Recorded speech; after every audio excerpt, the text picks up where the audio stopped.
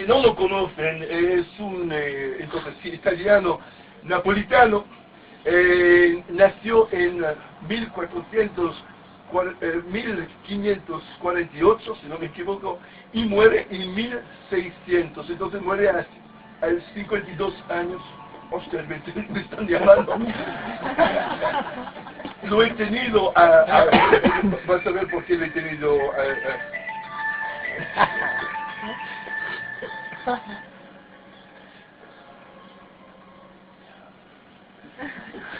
no, porque hay un misterio también, pero después lo vas a ver cuál es el misterio. Entonces, muere a 52 años, pero era en perfecta salud, porque no muere normalmente. Muere porque la han quemado en una hoguera. Y la han quemado la Inquisición por sus opiniones y por lo que había dicho. Y que, por cierto, una historia todo italiano, porque muere en la Piazza di Campo di Fiori, a Roma, donde hay hoy en día un monumento en su honor, un grande monumento tétrico, un poco triste, la verdad, tan tétrico por un ser que era, al contrario, muy divertido, que ha escrito entonces cosas científicas. Era un cura, pero muy temprano en su vida empezó a tener dudas sobre su fe. Y ya a 22 o 23 años empezó a decir cosas que evidentemente no eran bien vistas por nadie de la iglesia, diciendo que esta historia de la Trinidad, la Santa Trinidad, podría ser que él aceptaba, pero a lo mejor la Trinidad era la sabiduría, el corazón y la naturaleza. Por la Iglesia Católica esto era como demasiado 15M, y ya empezaba mal la historia. Pero sigue siendo cura, pero con declaraciones así a Nápoles empieza a tener problemas con la jerarquía, y de este momento, a sus 23, 24 años, hasta pocos años antes de su muerte, un itinerario en toda Europa excepcional, increíble este hombre. Era entonces un hijo de una familia modesta, pero superdotado. Fue cogido por la iglesia por su inteligencia, el curso en el seminario, el curso de teología, pero por un chico que era un chico del campo, era una cosa bastante excepcional. Y entonces llega a ser cura temprano, 23, 24 años, tiene ya problemas a Nápoles, va a Roma, va a Pisa, va a Venecia, pero siempre más abriéndose al mundo que es el mundo de renacimiental, ¿sí? En español, Renacimiento. Entonces le interesa la astrología, le interesa la química, la matemática, le interesa, y un hombre, me gusta estas personas que tienen esta curiosidad de las cosas, y abierto, y entonces le gusta todo básicamente, y esta época de la historia europea es una época increíble, donde estamos hablando de Leonardo da Vinci, estamos hablando de todo, y un gran entusiasmo, descubriendo cosas. Este entusiasmo lo hace que siempre más tiene serios problemas con la Iglesia Católica, y tiene a huir a Ginebra, en Suiza. Ginebra en este momento es el lugar del calvinismo, y entra ahí, al principio uno tiene la sensación que sí, que a lo mejor al final era un calvinista, porque renegaba la virginidad de la madre de Jesús y tal, pero tampoco ahí, después de pocos meses se está ya liando con los calvinistas y lo echan de Ginebra. Pero eso es la cosa increíble. Poco tiempo más tarde está la corte real de París, con el rey Carlos III francés, y tiene contactos directos con el rey, hablando al consejero del rey. Entonces, misterio, cómo pasa de una cosa al alto, de un chico de Nápoles, con viento de heresia, y después ya con estas amistades son misterios ahí que no se sabe muy bien cómo, pero algo, entonces seguramente o era totalmente encantador y muy inteligente, o no sé, o un apoyo por atrás, pero no se sabe muy bien.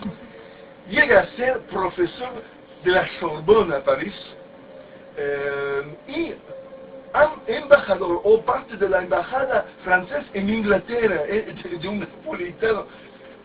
A lo mejor, pensándolo bien, era tan listo como los napolitanos, a lo mejor era uno que sabía manejar las cosas. Pero bien, cada vez empieza de la misma manera, cada vez es recibido con mucho éxito, y después empieza a llegar líos.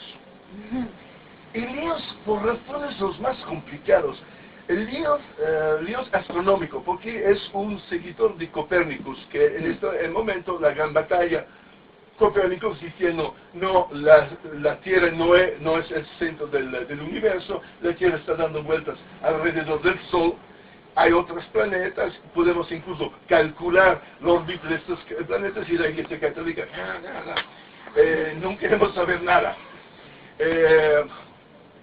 Incluso hoy la Iglesia Católica no aceptan todo, sí, pero cuando el cura, ahora mismo seguramente en miles y miles de iglesias, cuando el cura dice, nuestro Padre que está en el cielo hace así, pero si la planeta es redonda, el cielo está también del otro lado. Es un poco ridículo, ¿sabes? Estamos dando vueltas, no sé cuántas miles de vueltas por día. Entonces, cosas absurdas que siguen, pero uno puede imaginar que hace 5 siglos es mucho peor. Escribe textos cómicos, al mismo tiempo escribe textos cómicos. Un texto donde hace un paralelo entre los burros y los curas, que tampoco es una cosa que te hace como querer, ¿sabes?, de la Iglesia Católica. Y la gente descojonando con los textos dan vueltas a la universidad, y todos los jóvenes, entonces, gran amigo de los jóvenes, todavía leyendo mucho, pero otra vez la lista negra del Vaticano junto el Giordano Bruno se alarga. Pero otra vez, la cosa para mí muy importante es que esto señor nadie, porque era un señor nadie, está entonces en la Universidad de Oxford, está en la Universidad de Wittenberg, la Universidad de Ginebra, antes de París, de Sorbonne. Sería una cosa que es bastante inimaginable. Una persona antes de Schengen consigue viajar en toda Europa.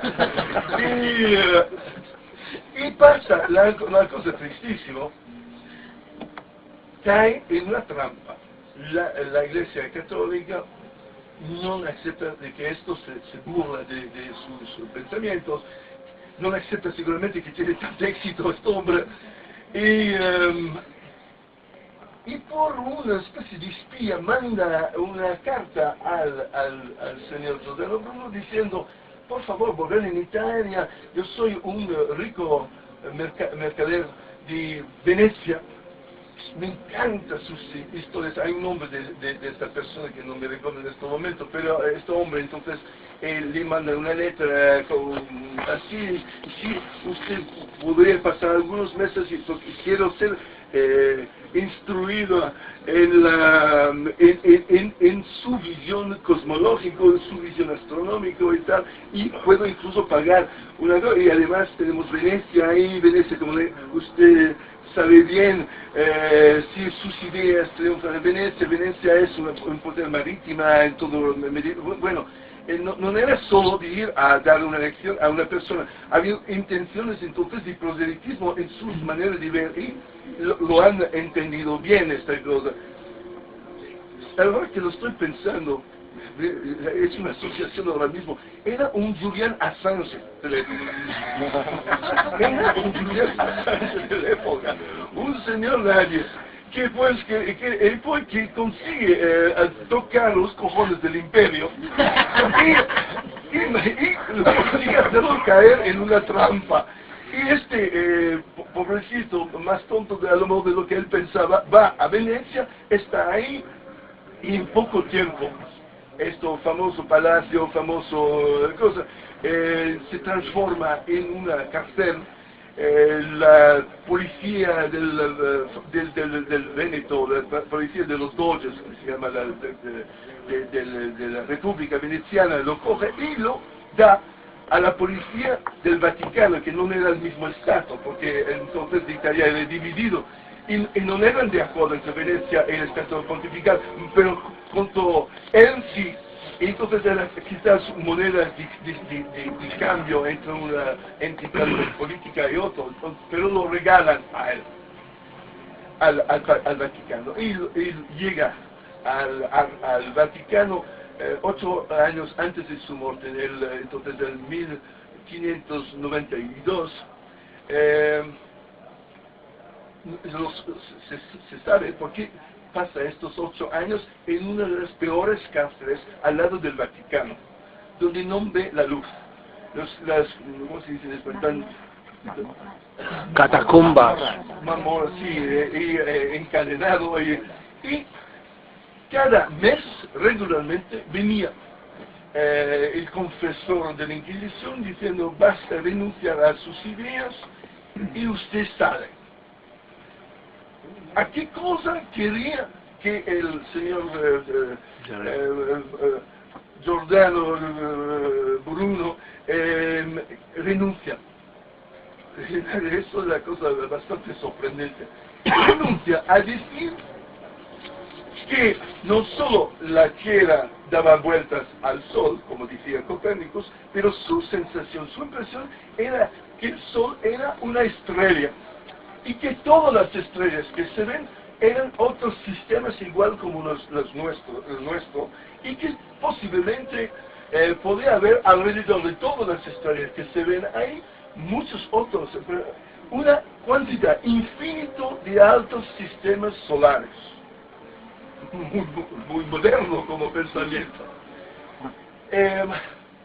Además, siguiendo Epicuro, seguramente, dice también que toda la materia es constituida de pequeñas, de una materia más pequeña posible que la molécula o el átomo.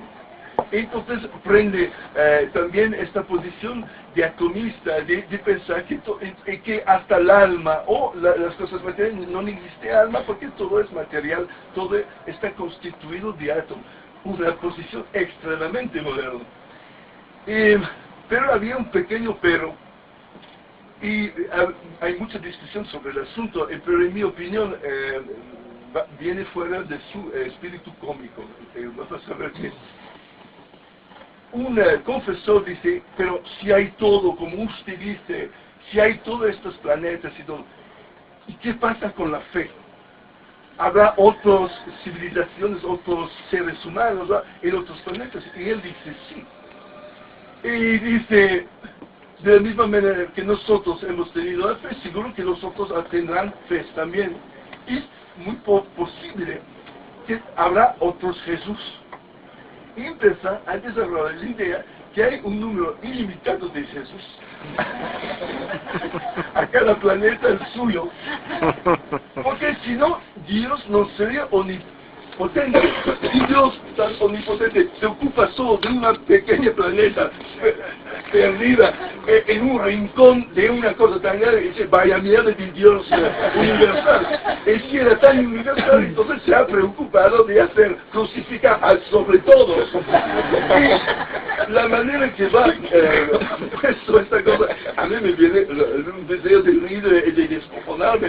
Y yo creo que lo buscaba esto, porque no creía, era ha anticipado Baruch Spinoza, que él está ahí, el Baruch Spinoza, la idea de un Dios talmente enorme, que finalmente el Dios es la naturaleza, el Dios es todas las cosas que no entendemos, y un Dios que no tiene ninguna relación con nosotros porque está ahí por encima, entonces tan grande que desaparece porque no nos importa.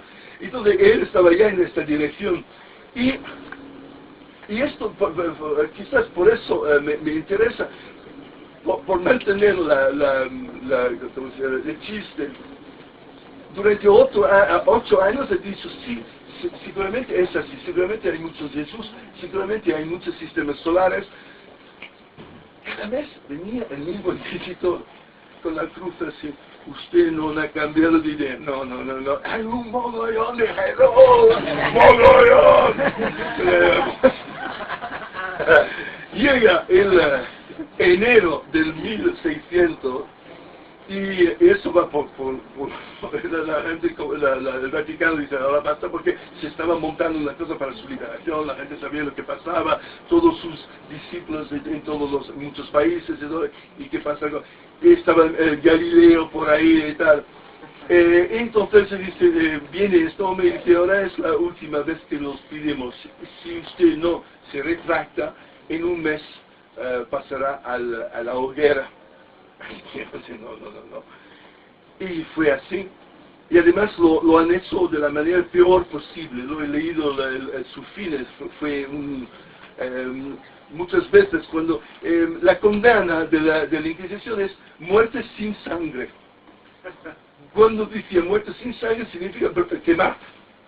Entonces fue matado por muerte sin sangre. Pero lo que hacían muchas veces es que estrangulaban las personas un poco por caridad, no sé por qué, pero los verdugos le mataban antes y lo dejaban ahí para quemar, para intentar de quitar un poco del dolor. A él no.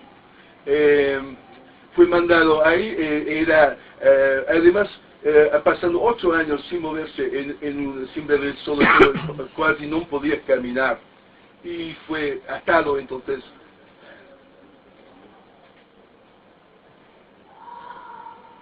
Entre payasos tenemos un gremio. Fue atado entonces a la hoguera y se quemó ahí. En el siglo XIX, después de la Revolución Francesa y después de todos los movimientos sociales en Italia, un grupo de personas han podido tener bastante fuerza para obligar al ayuntamiento de Roma de poner una estatua, pero durante 2 o 3 siglos fue totalmente desaparecido. De este hombre no se había dicho nada y la Iglesia Católica así. Entonces, esto cuando se va a Roma se ve esta cosa. Se puede recordar entonces que en otra época, 150 años atrás, había otra gente con conciencia crítica y que han salvado su legado.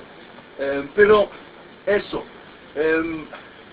Imagínate, mantener una cosa que era del todo sensual y además anticipando los tiempos, su enseñamiento, las cosas que él decía, era perfectamente, yo creo que muy del barrio de Lavapiés, básicamente. Tú vas en la calle, seguramente la gran mayoría de la gente en las terrazas te van a decir, sí, es así, que entienden perfectamente toda esta cosmología.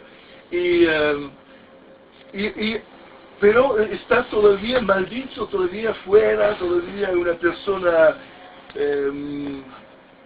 pero aquí eso, en la Iglesia Católica de los adoradores de los patos, lo hemos recordado y estoy emocionado porque he visto su ciudad esta mañana, a las 7 de la mañana, con el Vesubio atrás. Entonces, es una cosa muy inmediata y muy fuerte.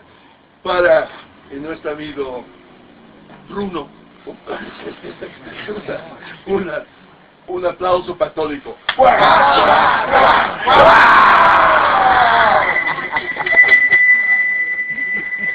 Somos tan cansados de ir dormido poquísimo horas, pero bueno, ya. He hecho un espectáculo ayer por la noche y después comer pasta y tal, y acabar a las 2 de la mañana y con el coche que me llevaba a las 7. Entonces, hay otra cosa. Hay cosas que hacen que uno siente alegría de vivir. Y dice, no, menos mal que hay buena gente. Y esto pasó hace 4 días. No ha salido en los periódicos casi de ninguna parte, pero yo lo he leído por casualidad. Y vas a ver que la cosa es más complicada de lo que parece. Entonces, lo tengo aquí. Es en la página de una publicación americana que se llama Político. Y es Robert Kennedy que escribe. Robert Kennedy Jr. El Robert Kennedy Sr. fue asesinado en el 67 o 68. Era candidato después de la muerte de su hermano. Su hermano viene muerto a Houston. 2 o 3 años, el padre Kennedy no voleva que ninguno de sus 3 hijos vuelvan a la política después de la muerte de John. Pero mucha presión, y yo era muy joven, 15 años, entonces era el momento de los hippies y tal, y él representaba esta nueva generación. Quizás podría haber sido el presidente de los hippies, el presidente de Aquarius, del Age of Aquarius y todo. Y él, uno candidato a 100.000 kilómetros de distancia del Donald Trump de hoy, siempre excusándose, la verdad es que no quiero hacerlo, pero sí, hay que ser presidente, te queremos y todo. Y hay imágenes que se ven en YouTube, y entra caminando en un hotel y viene matado, entra toda la gente aclamando así, hay alguien que así, y boom, boom, y muere, baloteado, como su hermano. Y io mi ricordo che un disastro, perché per tutta una generazione è stato, nasce un movimento, la primavera di Cecoslovacchia, l'idea che il mondo va a cambiare, la musica de los Beatles y todo esto podría ser representante de todo esto, y lo matan. ¿Y quién lo mata? Uno que se llama todavía, porque tiene 80 y pico años, está en cárcel porque fue condenado a la cárcel para siempre, y se llama Sirhan Sirhan. Él era palestino. Esto ha siempre dejado una duda gigantesca, porque evidentemente incluso en la época era ya, los árabes que son fanáticos han matado a John Kennedy. De la misma manera que Lee Harvey Oswald era un comunista, entonces, los rusos han matado. Era como bastante fácil, se encuentran estos y ya ponen un título y ya la gente va a decir, los árabes lo han matado, y los palestinos no tenían ninguna razón de matar a Sirhan Sirhan, e incluso la familia Kennedy era más, no mucho, pero más en favor de los palestinos que nosotros. Pero bueno, se quedó así. Entonces dejamos todo eso y llegamos a hace 3 días, ahora mismo es un político, un periodista político, no se ve mucho, pero está ahí escribiendo todos esos textos y encuentra un texto enorme. Quizás 12, 15 carteles, ese no es un artículo normal, es una cosa. Y eso, lo que yo quería decir es que para tener el título presente, lo tengo aquí, Why the Arabs don't want us in Syria. Porque los árabes no nos quieren en Siria. Yo, casi por memoria me lo recuerdo de todo el texto, os voy a dar más o menos, si podéis verlo después, político.europa.eu, y el texto de Robert Kennedy Jr. y Why the Arabs Don't Want Us in Syria. Empieza el texto diciendo, antes de todo, por un hombre que ha visto a su padre matado por un árabe, yo tenía voluntad de decir mi opinión sobre lo que los Estados Unidos están en este momento haciendo en esta parte del mundo. Entonces ya, y dice, desde siempre me he interesado a la historia de los países árabes. Es decir, hay imágenes también del funeral, como el hermano John Kennedy había los niños que estaban ahí, él también era muy pequeño al funeral. Y entonces, te imaginas, tienes tu padre, que creo que 13 años tenía él cuando murió su padre. Y entonces, matado por un árabe. Este niño tiene una idea, quiero entender los árabes, ¿por qué han matado a mi padre? Y este texto es esto.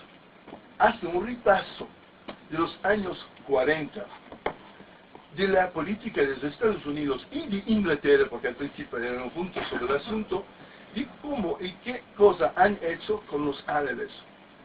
nunca he visto en un texto escrito en Estados Unidos, no por un Occupy Wall Street, extra izquierda, pero por un personaje conocido en televisión, por el hijo, además hijo de Kennedy, es la familia real en Estados Unidos, ¿no? El respeto le cae encima inmediatamente, entonces es un Kennedy.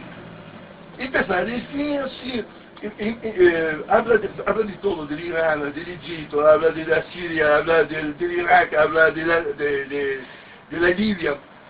De Irán, recuerdo muy bien que el British Petroleum se llamaba antes British and Iranian Petroleum, que los ingleses tenían entonces todo la provisión de petróleo,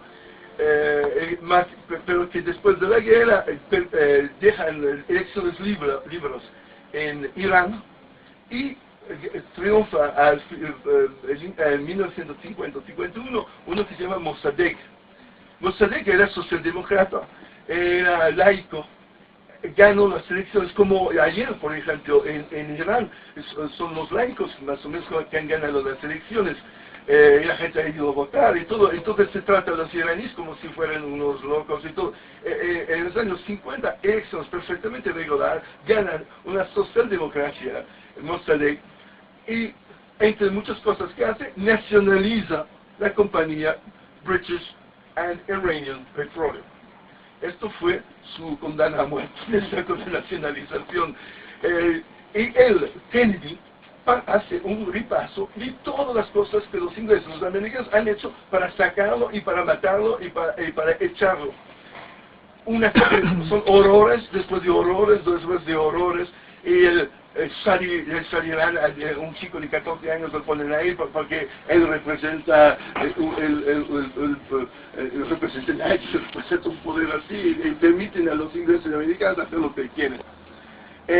Nos explica también Kennedy que en este momento todo el problema no era contra los islamistas locos, era contra los rojos, los comunistas, que comen los bebés, que atacan, que queman las iglesias y todo, y entonces la guerra entre comunistas y hombres libres, la libertad. Y entonces toda la historia de los países árabes, todos los movimientos de izquierdas, comunistas, y había muchísimos. En la elección de Mossadegh, el Partido Comunista Iraní tocó 22% de votos, y fue una alianza, tipo Podemos, podría haber sido el socialista. Y entonces, Kennedy recuerda todo esto a un público americano ignorante, y él lo dice continuamente, si solo nuestro público, si solo los americanos sabían lo que se ha hecho en su nombre. Sigue. Hablando entonces de cómo los americanos, con el miedo que los rusos se comían todo los comunistas, los rojos, sin religión, se comía todo el petróleo, encontraban los islamistas más raros, y dando dinero y dando todo, para fomentar una revolución islamista contra los comunistas. Incluso cuando a la fin triunfa Khomeini en Irán en el 79-80, Ronald Reagan, porque tenía miedo, porque ha caído el Shah, que era el amigo total de los americanos tienen miedo de esto. Khomeini, pero no era comunista, porque era un religioso, entonces ya... ¿Y qué hace Kennedy? Reagan da a Khomeini una torta, un pastel de chocolate y una Biblia, como bienvenido al mundo de la América. Khomeini ha tirado la torta y se ha quedado la Biblia, pero esto es la historia. Entonces, incluso en este momento, Khomeini era considerado una arma contra los rusos. Final de la historia, en una noche, la CIA entregó a los comunistas 2.000 nombres de militantes comunistas y familias de los militantes, y las guardias republicanos hacen una redada y cogen a esta gente, le ponen contra la pared y vienen fusilados en 2 o 3 días, con la ayuda de la CIA. Ok, alguien que conoce un poco la historia lo sabe esta cosa, pero que un Kennedy escribe esto, negro sobre blanco. Un hombre, como dice, y empieza, que ha tenido su padre, que fue matado por un árabe, tiene también una legitimidad de hablar de ciertas cosas. Pasa el Irak, el Saddam Hussein, y como los americanos han mantenido continuamente la relación con Saddam Hussein, hasta cuando no le necesitaba y después lo han quitado, o como continuamente han apoyado a Israel, y tocan, quizás no tanto, pero toca incluso a Israel, que también es sorprendente por un Kennedy que tocara, diciendo que no nos olvidamos que la Siria en este momento al Israel le interesa que se rompe la Siria y da toda una lista de las cosas. ¿Por qué? Porque es agua, es la altura del Golán es agua, y es también este trozo que ilegalmente ocupado por Israel, porque es de la Siria, todas las montañas ahí. Bueno, pocas palabras. Hace una operación quizás también anti-Hillary Clinton, porque ella representa esta tradición americana, y todos sonríen, en verdad, vamos, y toma. Y la Hillary Clinton fue ella a ordenar el bombardeo de la Libia, fue ella a condenar a Gaddafi a muerte, y mira el resultado.